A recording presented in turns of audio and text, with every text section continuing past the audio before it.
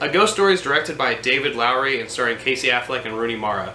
Now this is an intense movie, to say the least, and I really don't want to talk about too much with plot and summarize this movie. I really want to just talk about some of the aspects of how this movie is set up. I want to talk about some pros that I really enjoyed and some cons that I think about this movie. This movie started off with Casey Affleck and Rooney Mara as a couple, and you can tell automatically kind of the sense of this dread, and you know, they're not really meshing too well together. There's some internal fights that they're having. You can tell that with some of the positions and some of the long shots in this movie, which I'll talk about the long shots in a second, you can tell that they are withdrawn from each other and they're losing interest in one another. I can tell in some kind of capacity. So what happens early on in the movie is Casey Affleck gets in an accident. He dies. Rooney Mara visits, the morgue, pretty much to identify the body. And what happens is she leaves, and there's this long, it seemed like forever. It felt like probably a 3 to 5 minute shot of just this, and it's in the hallway, and it's looking at Casey Affleck's body with the white sheet over it.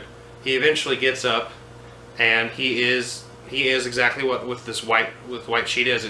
This really cartoonish kind of Scooby-Doo, Beetlejuice, kind of just a white sheet with black eye holes, kind of the cartoonish kind of ghost that we all come to know. But in the sense that this is actually, this sheet is symbolic a little bit towards things that we are forgetting about ourselves and where we are in this world. And so I thought that was really interesting in this movie. So anyways, we follow Casey. He comes back home, and pretty much from there, he is a witness to a lot of the things that are happening in this house. He has these memories of these places. And early on in the film, they talk about this.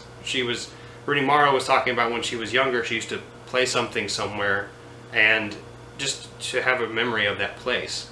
And this theme goes on throughout the film, and it's kind of breathtaking. It's hard to describe, but from there, Casey Affleck just lives in that house and has to deal with a lot of the things that happen in the movie.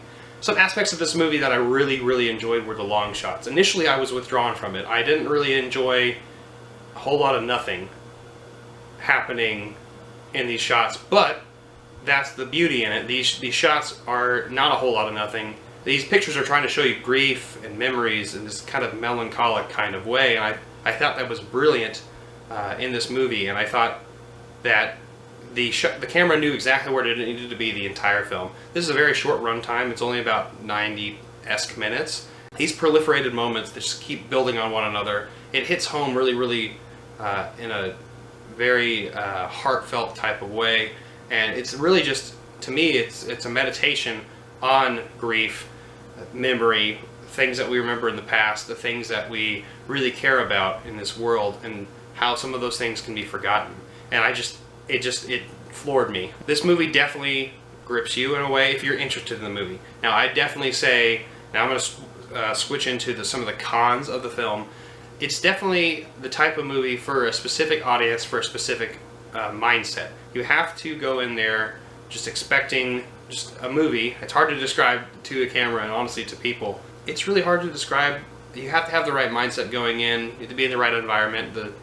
It's definitely a movie that you could, it's only, like I said, it's a short run time. However, some people probably would think it's like 4 hours because of how these long takes and long shots and just constant, just like nothing happening really in this movie.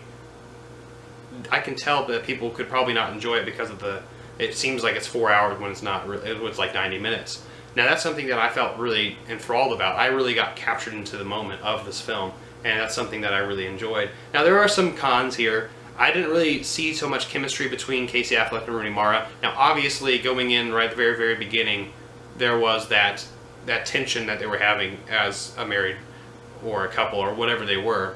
And so that right there, I could tell there was no really chemistry there to build on, but that's the whole purpose of the story is just trying to move past that and see how our ghosts really deal with these kind of situations. So I would say this movie is definitely an art house film.